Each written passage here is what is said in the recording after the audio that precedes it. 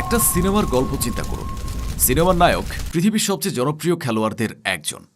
৩০ বছর ধরে মানুষ তার নামে চিৎকার করেছে, তার ছবি দেওয়ালে টানিয়েছে, তার সাক্ষাৎকারের জন্য সাংবাদিকরা ভিড় করেছে।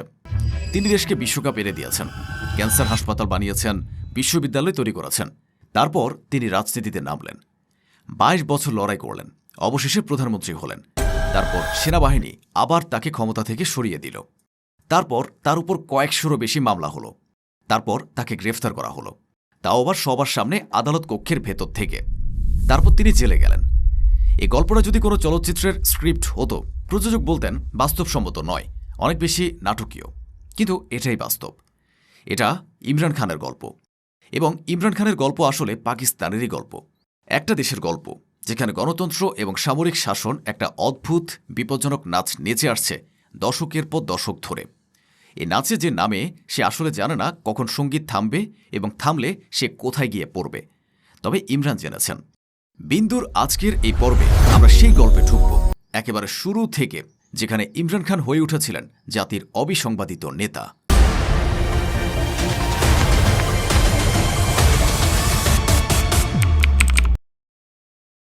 ইমরান আহমেদ খান নিয়াজি জন্মেছিলেন ১৯৫২ সালে লাহোরে। পরিবার ছিল পশতুন অভিজাত। সমাজে তাদের মর্যাদা আছে, সংস্কৃতি আছে, ঐতিহ্য আছে। কিন্তু এ পরিবারে জন্ম নেওয়া মানে একটা নির্দিষ্ট পথে চলা। ভালো স্কুল, ভালো বিশ্ববিদ্যালয়, ভালো পেশা। ইমরানও সেই পথে চললেন, কিন্তু সাথে নিলেন ক্রিকেট। অক্সফোর্ডে পড়লেন, ইংল্যান্ডের কাউন্টি ক্রিকেট খেললেন, তারপর পাকিস্তান জাতীয় দলে। তার খেলার ধরন ছিল তার ব্যক্তিত্বের মতো, আক্রমণাত্মক, নিখুঁত এবং অনেক সময় অহংকারী বলে মনে হওয়া, কিন্তু আদতে আত্মবিশ্বাসী। বল করার সময় তিনি ছিলেন ভয়ঙ্কর, ব্যাটিং করার সময় নির্ভীক, আর ক্যাপ্টেন হিসেবে একরোখা। সতীর্থরা বলতেন ইমরান হারতে জানতেন না। মাঠের ফলাফল যাই হোক, কিন্তু পরের দিন তিনি ফিরে আসতেন একই দৃঢ়তায়, একই আত্মবিশ্বাসে। এই চরিত্রটা পরে রাজনীতিতে তাকে সাহায্য করেছে এবং সমস্যায়ও ফেলেছে। ১৯৯২ একটা মুহূর্ত যা ইতিহাস হয়ে গেছে।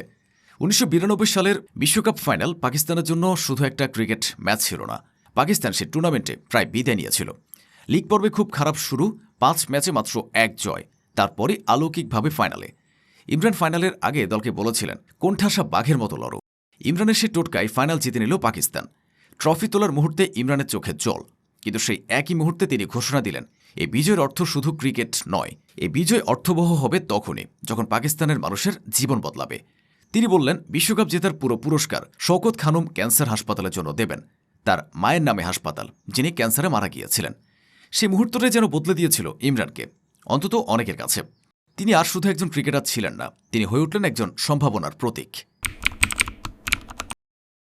১৯৯৬ সালে ইমরান খান রাজনৈতিক দল গঠন করলেন, পাকিস্তান তেহরিকে ইনসাফ, পিটিআই। অনেক মানুষ হেসে উড়িয়ে দিল।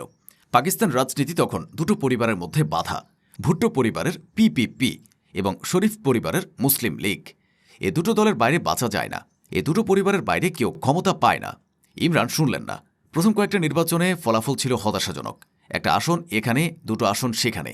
মিডিয়া বলতো ইমরানের পিটিআই একটি বোকার স্বপ্ন। বিশ্লেষকরা বলতেন সিস্টেম এভাবে কাজ করে না। কিন্তু ইমরান থামলেন না। ২০১১ সালের অক্টোবরে লাহোরের মিনারি পাকিস্তানে একটা জনসভা হলো। কেউ এত বড় ভিড় আশা করেনি। লক্ষ লক্ষ মানুষ এলো, বেশিরভাগ তরুণ, বিশ্ববিদ্যালয় ছাত্র, মধ্যবিত্ত পরিবারের ছেলে মেয়ে, যারা সিস্টেমের বিরুদ্ধে ক্লান্ত, কিন্তু বিকল্প দেখতে পাচ্ছিল না। তারা ইমরানের মধ্যে বিকল্পটা দেখল। কি বলেছিলেন ইমরান সেই রাতে? দুর্নীতি শেষ করবেন, অভিজাতদের দিন শেষ হবে, পাকিস্তান নতুনভাবে জন্ম নেবে। এ কথাগুলো নতুন নয়, পাকিস্তানের প্রতিটি নেতাই এই একই কথা বলেছেন। কিন্তু ইমরানের মুখে কেন বিশ্বাসযোগ্য লেগেছিল? কারণ তার অতীত। শওকত খানম হাসপাতাল তিনি বানিয়েছিলেন, নামাকাল ইউনিভার্সিটি তিনি তৈরি করেছেন। কেউ বলতে পারেনি তিনি নিজের জন্য করেছেন, কারণ নিজের জন্য করলে তিনি ইংল্যান্ডে থাকতেন, পাকিস্তানে ফেরার দরকার ছিল না। এই বিশ্বাসযোগ্যতাটা তার সবচেয়ে বড় রাজনৈতিক সম্পদ ছিল। ২০১৮ সালের জুলাইতে নির্বাচন হল, পিটিআই জিতল, ইমরান খান পাকিস্তানের প্রধানমন্ত্রী হলেন। কিন্তু এই জয়ের পেছনে একটা প্রশ্ন ছিল, যেটা অনেকে জিজ্ঞেস করেছিলেন, ইমরান কি নিজের শক্তিতে জিতলেন, নাকি সেনাবাহিনী তাকে সাহায্য করল? উত্তরটা আজও রহস্য রয়ে গেছে। পাকিস্তান বুঝতে হলে একটা সত্য মাথায় রাখতে হবে, পাকিস্তানে আসলে দুটো সরকার আছে। একটা সরকার দেখা যায় এরা ভোটে আসেন, ভোটে যান। আরেকটা সরকার দেখা যায় না, এরা ভোটে আসেন না, ভোটে যান না, কিন্তু আসল সিদ্ধান্তগুলো এখান থেকে আসে। বলছি সেনাবাহিনীর কথা। পাকিস্তানের ৭৫ বছরের ইতিহাসে সরাসরি সামরিক শাসন ছিল প্রায় ৩২ বছর। বাকি সময়গুলোতে বেসামরিক সরকার ছিল, কিন্তু সেনাবাহিনীর ছায়ায়। এই ব্যবস্থাকে বিশ্লেষকরা বলেন হাইব্রিড শাসন। কাগজে গণতন্ত্র, বাস্তবে সামরিক নিয়ন্ত্রণ। যে প্রধানমন্ত্রী সেনাবাহিনীর সাথে মিলে চলেন তিনি টিকে থাকেন, যিনি মিলে চলতে পারেন না তাকে সরিয়ে দেওয়া হয়। জুলফিকার আলী ভুট্টো এ সত্যটা দেরিতে বুঝেছিলেন, যার পরিণতি ছিল তার ফাঁসি। নওয়াজ শরীফকে ২ বার ক্ষমতা ছাড়তে বাধ্য করা হয়েছে, আর বেনজির ভুট্টো নির্মমভাবে প্রাণ হারিয়েছেন। ইমরান খানও এ বাস্তবতার কথা ভালো করেই জানতেন। ২০১৮ সালের নির্বাচনে অনেক পর্যবেক্ষকেরই মত ছিল সেনাবাহিনী পর্দার আড়ালে কাজ করছে ইমরানের পক্ষে। এর সপক্ষে সরাসরি কোনো প্রমাণ না থাকলেও পরিস্থিতি ছিল অনুমেয়। পিটিআইয়ের বিরোধী প্রার্থীরা অভিযোগ তোলেন নির্বাচনের রাতে ফলাফল গণনায় রহস্যজনক দেরি করা হয়, এবং সেই দেরির পরপরে দৃশ্যপট বদলে গিয়ে ফলাফল ইমরানের পক্ষে চলে যায়। শুধু তাই নয়, নির্বাচনের ঠিক আগে পিপিপি এবং পিএমএল এন এর বেশ কয়েকজন শীর্ষ নেতাকে গ্রেফতার করা হয়। অনেকের উপর তৈরি করা হয় প্রচ্ছন্ন চাপ। ইমরান অবশ্য এসব অভিযোগ বরাবরই প্রত্যাখ্যান করেছেন, কিন্তু একটা সত্য অস্বীকার করা কঠিন। ২০১৮ সালে পাকিস্তানের সেনাপ্রধান কামার জাভেদ বাজওয়া এবং ইমরানের সম্পর্ক ছিল বেশ উষ্ণ। ইমরান তখন ছিলেন সেনাবাহিনীর পছন্দের পাত্র, কিন্তু প্রশ্ন একটাই ছিল, এই পছন্দ আর কতদিন টিকে থাকবে? ক্ষমতায় আসার পর ইমরান সেই প্রতিশ্রুতিগুলো পূরণ করতে পারলেন? সৎ উত্তর হল আংশিকভাবে। দুর্নীতির বিরুদ্ধে কিছু পদক্ষেপ হয়েছিল। নওয়াজ শরীফ জেলে গিয়েছিলেন, যদিও অনেকে বলেন এটা সেনাবাহিনীর ইচ্ছাতেও হয়েছে। অর্থনীতি সামলানোর চেষ্টা হয়েছে, কিন্তু মুদ্রার দাম পড়েছে, মূল্যস্ফীতি বেড়েছে, আইএমএফের কাছে হাত পাততে হয়েছে। বিদেশ নীতিতে ইমরান একটা ভালো অবস্থান নিয়েছিলেন, যা পরে তার বিপদের কারণ হয়েছে। ওয়াশিংটন থেকে দূরত্ব বজায় রাখা, বেজিংয়ের সাথে ঘনিষ্ঠতা বাড়ানো আর মস্কোর সাথে সম্পর্ক ছালিয়ে নেওয়া। ইমরানের এ স্বাধীন পররাষ্ট্র নীতি পাকিস্তানের সাধারণ মানুষের বড় একটা অংশকে বেশ আকর্ষিত করেছিল। কিন্তু ভূরাজনৈতিক নির্মম বাস্তবতা হল আমেরিকাকে চটিয়ে টিকে থাকা পাকিস্তানের জন্যই সবসময় চরম বিপজ্জনক। আর রাওয়ালপিন্ডির জেনারেলরা অন্তত আমেরিকার সাথে সম্পর্ক নষ্ট করে এমন কোনো বিপজ্জনক খেলায় মারতে একেবারে রাজি ছিলেন না। ২০২১ সালের শেষ থেকে পরিস্থিতি বদলাতে শুরু করল।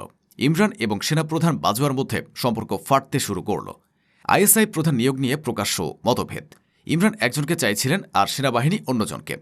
এ সংঘাতটা ছোট মনে হতে পারে, কিন্তু পাকিস্তানে এটা কোনো ছোট ইস্যু নয়। আইএসআই হল পাকিস্তানের সবচেয়ে শক্তিশালী গোয়েন্দা সংস্থা, এবং এর প্রধান নিয়োগ মানে ক্ষমতার ভরকেন্দ্র নির্ধারণ। এবং এ ক্ষমতার লড়াই শেষ পর্যন্ত ইমরান হারলেন। ঠিক এরপরই পাকিস্তানের রাজনীতিতে এক অবিশ্বাস্য দৃশ্যপট তৈরি হল। বিরোধী দলগুলো সব একজোট হয়ে গেল। পিএমএলএন এবং পিপিপি, যে ২ চিরশত্রু দশকের পর দশক ধরে একে অপরকে চরম ঘৃণা করে এসেছে, ক্ষমতার লোভে তারা হঠাৎ করে এসে দাঁড়ালো এক ছাদের নিচে। কিন্তু এই রাতারাতি গড়ে ওঠা ঐক্য কি আদৌ স্বাভাবিক ছিল?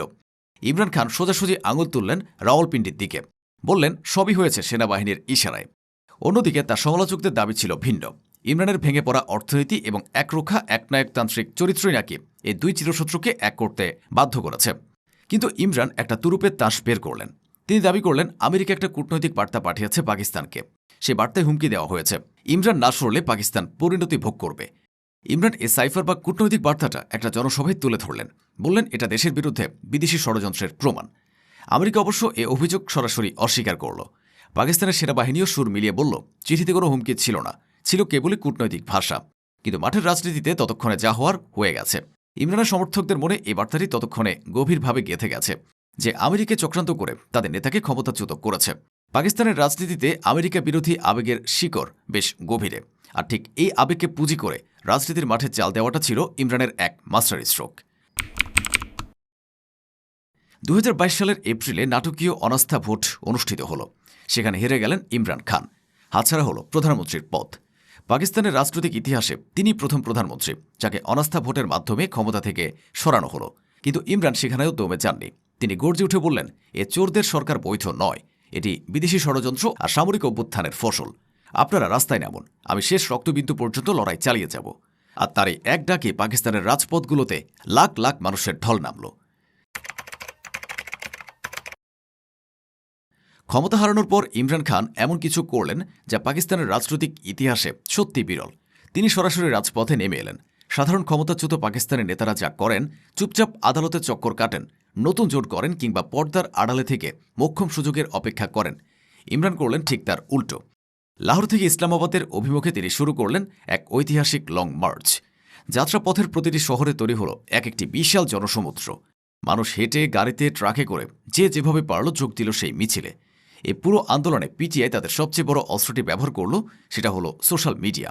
ইউটিউবে লাইভ সম্প্রচার, টুইটারে প্রতি মুহূর্তের আপডেট আর ফেসবুকে একের পর এক ভিডিও দিয়ে তারা বুথ করে রাখল সবাইকে।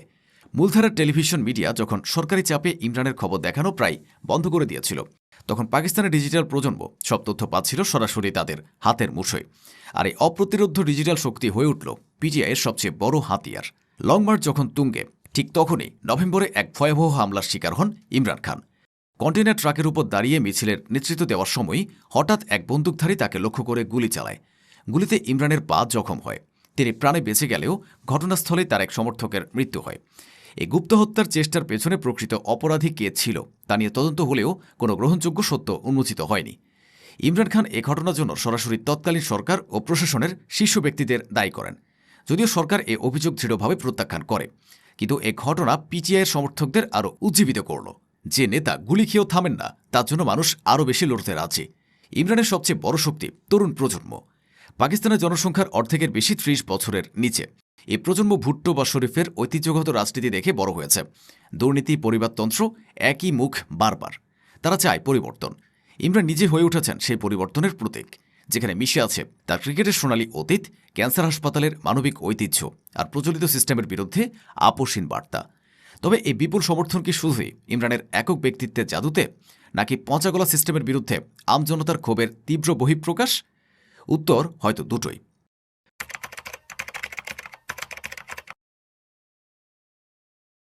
ক্ষমতা হারানোর পর ইমরানের বিরুদ্ধে মামলার সংখ্যা গোনা কঠিন হয়ে পড়ল। একসময় ১৫০রও বেশি মামলা, তোষাখানা দুর্নীতি, বৈদেশিক মুদ্রা আইন লঙ্ঘন, রাষ্ট্রীয় গোপন তথ্য ফাঁসের সাইফার মামলা, এমনকি সন্ত্রাসবাদের অভিযোগ। প্রতিটি মামলায় ছিল আলাদা আলাদা ছিল আদালত আর শুনানি। সমালোচকদের মতে এটি সম্পূর্ণ বৈধ আইনি প্রক্রিয়া, কারণ ইমরান সত্যি আইন ভেঙেছেন। অন্যদিকে তার সমর্থকদের দাবি এটি নিছকই রাজনৈতিক প্রতিশোধ, যার উদ্দেশ্য ছিল এত সব মামলায় জড়িয়ে ইমরানকে ব্যস্ত ও দুর্বল করে ফেলা। ২০২৩ সালের আগস্টে তোষাখানা মামলায় ইমরান দোষী সাব্যস্ত হলেন। তোষাখানা হল পাকিস্তানের সেই গুদাম যেখানে বিদেশি উপহার রাখা হয়। নেতারা সেখান থেকে উপহার নিতে পারেন নিয়ম মেনে, কিন্তু বিক্রি করতে পারেন না বা ঘোষণা না করে রাখতে পারেন না। ইমরানের বিরুদ্ধে অভিযোগ তিনি বিদেশি উপহার, ঘড়িসহ অন্যান্য জিনিস ঘোষণা না করে বিক্রি করেছেন। শাস্তি হল ৩ বছরের জেল এবং সাথে ৫ বছরের জন্য রাজনীতিতে নিষেধাজ্ঞা। মামলাটা প্রযুক্তিগতভাবে আইনি, কিন্তু সমালোচকরা বলেন পাকিস্তানের অনেক নেতাই তোষাখানার নিয়ম ভেঙেছেন। তাদের বিরুদ্ধে আগে কখনো মামলা হয়নি। কিন্তু সবচেয়ে নাটকীয় ঘটনাটা হয়েছিল ২০১৩ সালের মে মাসে। ইমরান একটা আদালতে শুনানির জন্য গেলেন। আদালতের কক্ষের ভেতরে থাকতেই আধাসামরিক রেঞ্জার্স বাহিনী প্রবেশ করল, ইমরানকে টেনে বের করল। ভিডিওতে দেখা গেল ইমরান প্রতিরোধ করছেন, তার আইনজীবীরা চেষ্টা করছেন আটকাতে, কিন্তু ইউনিফর্ম পরা মানুষেরা তাকে নিয়ে গেল। এই দৃশ্যটা পৃথিবী জুড়ে ছড়িয়ে পড়ল। পাকিস্তানের সে রাতে দাঙ্গা হলো। পিটিআই সমর্থকেরা সামরিক ঘাঁটিতে হামলা করল, সরকারি ভবনে আগুন দিল। সেনাবাহিনীর ঘাঁটিতে হামলা পাকিস্তানে আগে কখনো হয়নি, অন্তত এই স্কেলে। পাকিস্তান একটা অদ্ভুত জায়গায় পৌঁছে গিয়েছিল। জেলে গেলেন ইমরান। আদিয়ালা কারাগার, রাওয়ালপিন্ডি। কিন্তু জেলে গেলে রাজনীতি থামে না, অন্তত ইমরানের ক্ষেত্রে থামল না। পিটিআইয়ের নির্বাচনী প্রতীক কেড়ে নেওয়া হলো। দলের আইকনিক ক্রিকেট ব্যাট মার্কা আর ব্যবহার করা যাবে না। কিন্তু ২০২৪ সালের ফেব্রুয়ারিতে নির্বাচন হলো। ইমরান জেলে, তার দলের প্রতীক নেই। প্রার্থীরা স্বতন্ত্র হিসেবে দাঁড়ালেন এবং তারপরও পিটিআই সমর্থিত স্বতন্ত্র প্রার্থীরা সবচেয়ে বেশি আসন পেলেন। পাকিস্তানের নির্বাচনী ইতিহাসে এটা নজিরবিহীন। জেলবন্দি নেতার দল নিজস্ব প্রতীক ছাড়া সবচেয়ে জনপ্রিয় রায় পেল। তবুও সরকার হল শরীফ পরিবারের, কারণ স্বতন্ত্র প্রার্থীরা এক দলে জোটবদ্ধ হতে পারেননি সহজে। এ নির্বাচনে কারচুপির অভিযোগ উঠেছে। ফলাফল ঘোষণায় অস্বাভাবিক দেরি। কিছু নির্বাচনী এলাকায় মোবাইল ইন্টারনেট বন্ধ। পর্যবেক্ষকদের একটা বড় অংশ বললেন নির্বাচন পুরোপুরি ফ্রি অ্যান্ড ফেয়ার ছিল না। এখানে একটা চরিত্রের কথা না বললে পুরো গল্পটা অসম্পূর্ণ থাকবে। ইমরানের তৃতীয় স্ত্রী বুশরা বিবি। তিনি ইমরানের আগে আরেকজনের স্ত্রী ছিলেন। সেই বিবাহ বিচ্ছেদ এবং ইমরানের সাথে বিয়ে নিয়ে পাকিস্তানে বিতর্ক হয়েছে। ধর্মীয় দৃষ্টিকোণ থেকে অনেকে প্রশ্ন তুলেছেন। বুশরা বিবি রাজনীতিতে প্রকাশ্যে আসতেন না, কিন্তু তার প্রভাব নিয়ে অনেকের কথা আছে। তার বিরুদ্ধেও মামলা হয়েছে, ইদ্দত মামলা, যেখানে অভিযোগ তাদের বিয়ে ইসলামী আইনে সঠিক ছিল না। উভয়কে দণ্ড দেওয়া হয়েছিল। পরে হাইকোর্ট এই রায় বাতিল করে দেয়। এই মামলাটা অনেকের কাছে মনে হয়েছে সবচেয়ে ব্যক্তিগত আক্রমণ, একজন মানুষের বিয়ে নিয়ে প্রশ্ন তোলা। জেলে কেমন আছেন ইমরান? তার অবস্থা নিয়ে আইনজীবীরা বিভিন্ন সময়ে গভীর উদ্বেগ প্রকাশ করেছেন। তীব্র একাকিত্ব, মাত্র কয়েকজন দর্শনার্থীর সাথে দেখা করার সীমিত সুযোগ এবং শারীরিক অসুস্থতার নানা খবর এসেছে বাইরে। পাকিস্তানের ইতিহাসে কোনো প্রাক্তন প্রধানমন্ত্রীকে এতদিন এমন প্রতিকূল পরিস্থিতিতে বন্দী থাকতে হয়নি। তবে জেল থেকে যখনই যোগাযোগের সুযোগ পেয়েছেন, ইমরান স্পষ্ট জানিয়ে দিয়েছেন, আমি ভাঙব না, তারা আমাকে থামাতে পারবে না। এটি কেবলই তার রাজনৈতিক হুঙ্কার নাকি ইস্পাত কঠিন প্রতিজ্ঞা, তা অবশ্য সময়ই বলে দেবে। ইমরান খানের গল্প বলতে গিয়ে যে প্রশ্নটা বারবার ফিরে আসছে, সেটা আসলে ইমরানের প্রশ্ন নয়, এটা পাকিস্তানের প্রশ্ন। পাকিস্তানে কি সত্যিকারের গণতন্ত্র সম্ভব? ৭৫ বছরের ইতিহাস বলছে কঠিন, কিন্তু আসলে অসম্ভব নয়। সমস্যাটা কাঠামোগত। পাকিস্তানের সেনাবাহিনী শুধু প্রতিরক্ষার কাজ করে না, এরা ব্যবসা করে, জমি নিয়ন্ত্রণ করে, বিদেশ নীতিতে মন দেয়, রাজনীতিকদের ওঠানামা নিয়ন্ত্রণ করে। এই প্রাতিষ্ঠানিক শক্তি দীর্ঘদিনে তৈরি হয়েছে এবং কোনো একজন নেতা ক্ষমতায় এসে এটা বদলে দিতে পারেন না। ইমরান হয়তো সেটা বুঝতেন না, অথবা বুঝেও ভেবেছিলেন তিনি ব্যতিক্রম হবেন। দুটো সম্ভাবনাই সমানভাবে বিপজ্জনক। ইমরান বনাম পূর্বসূরি, পার্থক্য কতটুকু? ইমরানের সমালোচকদের সরল যুক্তি, আজ তিনি যা অভিযোগ করছেন তার পূর্বসূরিরাও ঠিক একই অভিজ্ঞতার মধ্য দিয়ে গেছেন। নওয়াজ শরীফও দাবি করেছিলেন সেনাবাহিনী তাকে ক্ষমতাচ্যুত করেছে, বেনজির ভুট্টো একই কথা বলেছিলেন, আর জুলফিকার আলী ভুট্টোকে তো ফাঁসি কাঠে ঝুলতে হয়েছিল। পাকিস্তানের রাজনৈতিক ইতিহাস বলে প্রতিটি জনপ্রিয় নেতাই শেষ পর্যন্ত এস্টাবলিশমেন্টের সাথে সংঘাতের মুখে পড়েছেন। তাহলে ইমরান আলাদা হলেন কিভাবে? প্রথম পার্থক্যটি হল তার জনসমর্থনের ধরনে। ইমরানের পেছনে রয়েছে এক বিশাল তরুণ প্রজন্ম, যারা ডিজিটাল মাধ্যমে অত্যন্ত সক্রিয় এবং অনেক বেশি আবেগপ্রবণ। এ সমর্থকরা শুধু ঘরে বসে থাকে না, তারা রাজপথে নামে, সামাজিক মাধ্যমে প্রতিনিয়ত লড়াই করে। দ্বিতীয় পার্থক্যটি হল সময়ের। আজকের এ সোশ্যাল মিডিয়ার যুগে মুহূর্তেই আন্তর্জাতিক মনোযোগ আকর্ষণ করা সম্ভব, যা ভুট্টো কিংবা বেনজিরের আমলে কল্পনাতীত ছিল। কিংবা পাকিস্তানের রাজনীতির মূল সংকটটা একই রয়ে গেছে। পাকিস্তানের গণতন্ত্র এবং সেনাবাহিনীর সহাবস্থানের সমীকরণ এখনও সমাধান হয়নি। ইমরানের রাজনৈতিক সংকটের পেছনে একটা অর্থনৈতিক বাস্তবতাও আছে। পাকিস্তান আজ গভীর অর্থনৈতিক সংকটে। বৈদেশিক মুদ্রার রিজার্ভ কমছে, রুপির মান পড়ছে, মূল্যস্ফীতি চরমে, আর আইএমএফের ঋণ ছাড়া চলছে না। এ সংকট ইমরানের আমলেও ছিল, এখনও আছে, কিন্তু এ সংকট মানুষের ক্ষোভ বাড়াচ্ছে এবং এ ক্ষোভ রাজনৈতিক অস্থিরতাকে আরও গভীর করছে। একটা দরিদ্র অস্থির দেশে গণতন্ত্র টিকিয়ে রাখা অত্যন্ত কঠিন। ইমরান খানের গল্পটা শেষ হয়নি, তিনি এখনও জেলে, মামলা চলছে, পিটিআই এখনও সক্রিয়, তার সমর্থকরা এখনও লড়ছেন। কিন্তু এই মুহূর্তে দাঁড়িয়ে কিছু প্রশ্ন করা যায়। ইমরান কি সত্যি পরিবর্তন আনতে পারতেন? হয়তো পারতেন, যদি আরও বেশি সময় পেতেন, যদি কৌশলগতভাবে আরও বুদ্ধিমান হতেন, যদি সেনাবাহিনীর সাথে সম্পর্ক আরও সতর্কে সামলাতেন। কিন্তু হয়তো পারতেন না, কারণ পাকিস্তানের সমস্যা শুধু একজন নেতার সমস্যা নয়। পাকিস্তানের সমস্যা প্রাতিষ্ঠানিক। যে দেশে সেনাবাহিনী রাজনীতিতে একটা শিকড় গেড়ে আছে, সেখানে একজন নেতা সিস্টেম বদলাতে পারেন না, সিস্টেমটাই তাকে বদলে দেয়। নওয়াজ শরীফ 2 বার নির্বাসিত হয়েছেন, একবার দেশে ফিরেছেন, আবার ক্ষমতায় এসেছেন। বেনজির ভুট্টো 2 বার প্রধানমন্ত্রী হয়েছেন, শেষে মারা গেছেন। পাকিস্তানের রাজনীতিতে ক্ষমতা একটা চক্রের মতো, কেউ আসে কেউ যায়, কিন্তু আসল ক্ষমতার কাঠামো বদলায় না।